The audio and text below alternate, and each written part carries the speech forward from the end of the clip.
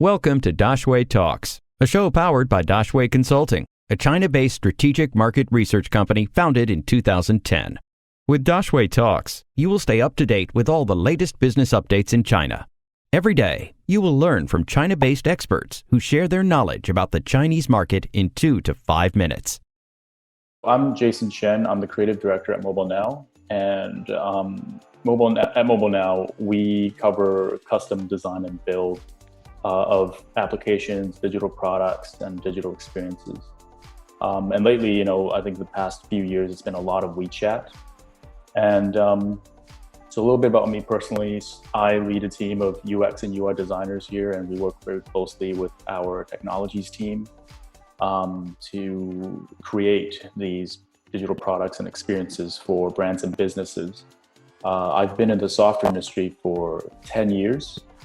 And I started in the video games industry with Electronic Arts and Nintendo, and I've been in Shanghai for 5 years. I think this is important because everything we do on WeChat is very embedded in sort of day-to-day life here.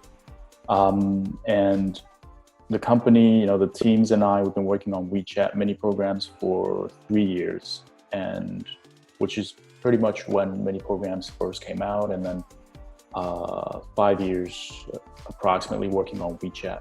I think 2015 was when kind of WeChat really started to take off. And lastly, just to, I think, give a bit of context, we've worked with some very well-known brands, the likes of Leica, Lane Crawford, Brunello Cucinelli, Hennessy, to name a few. And some of these actually are going to show up as case studies later on.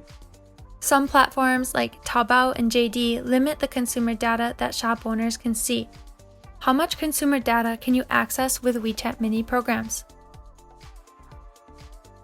Yeah, with mini programs, theoretically and technically, there are close to no limits because especially when you go down the fully custom approach. All of the information, they can be sort of intercepted and then stored elsewhere.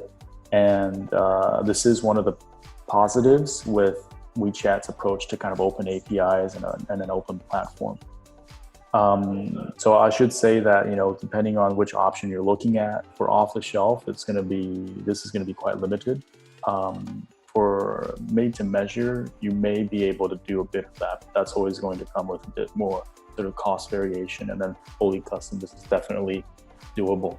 And then it's important that, when we talk about data, there is a lot, right? So with clients, I always talk about there being usually 4 types, whether it's usability, whether it's marketing and campaign ops, and then whether it's CRM related, and then lastly, whether it's order and sales related. These are all potentially different types of information that a brand or business will want to capture.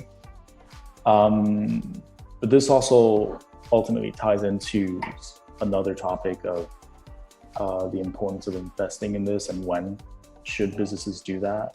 And I would say that, when you want to do mini programs, custom data and analytics, it is a fairly advanced and late stage endeavor, in that, you're talking about the final sort of 5 to 10%. I would say that with off the shelf, they will cover sort of 60% of the needs for most brands and businesses. And then for made to measure, that's probably going to give you another 30% in terms of optimizations. And then full custom will give you that final 10%. And then, I don't want that to mislead, because a lot of people's natural next question is, well, that 10% doesn't seem to be very meaningful or valuable ROI, right?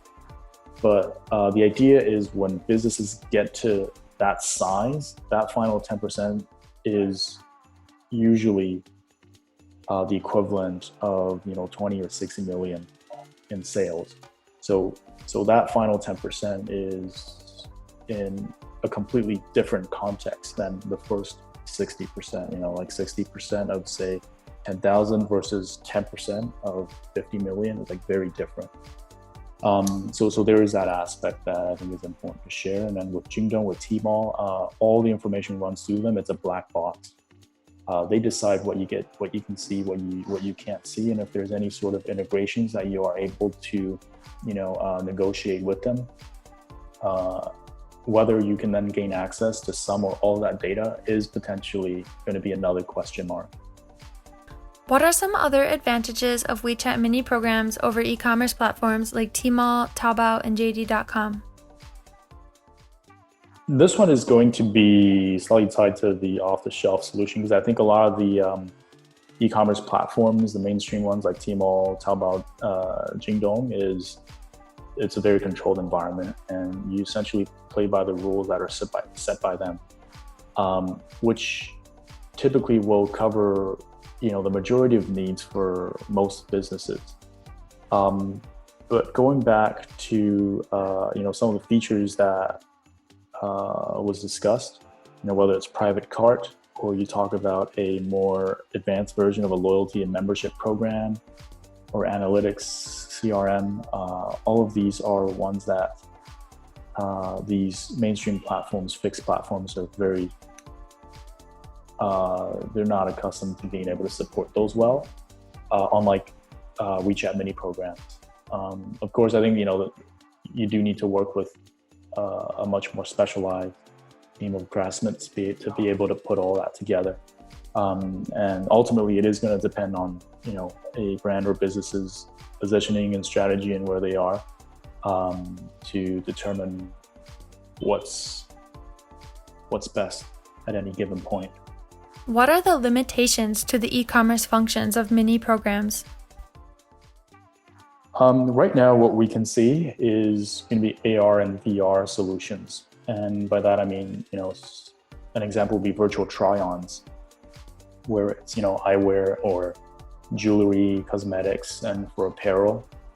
These have been done very well on native apps using, image recognition technology and also 3D rendering technology.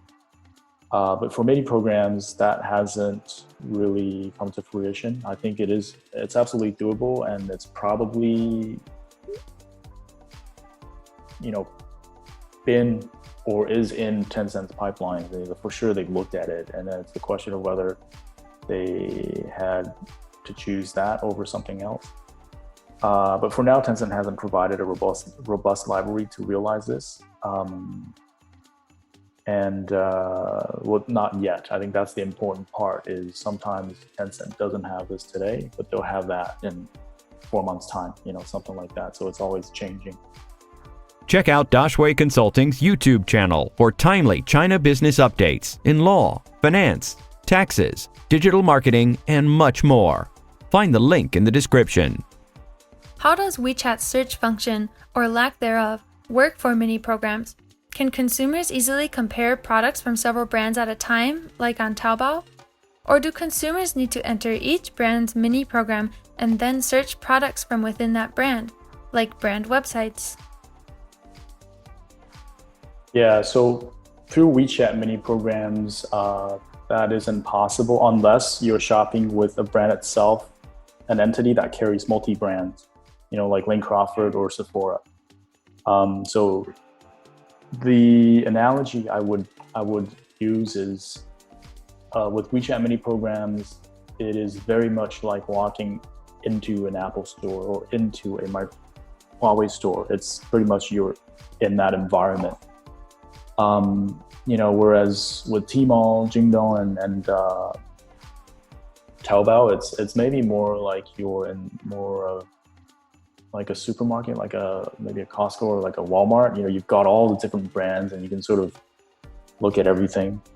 So there is that. I think currently it is impossible, right? On a platform level specific to Tencent and to WeChat. That may be something that they can consider. I know that they have done something like that, where if you use the Tencent's native store, some of your products can show up in search, and it is a way to advertise your merchandise. But that relies on sort of uniform protocol and data formats. Because the main challenges to this is for all the individual brands, their stores, because they're all built by themselves. There is no standardization across any of these, so it's very hard for Tencent to be able to sort of return results against all these brands and their products. Any questions? We will find an expert to answer them. Drop your questions in the comments or send us an email, dx@daxueconsulting.com.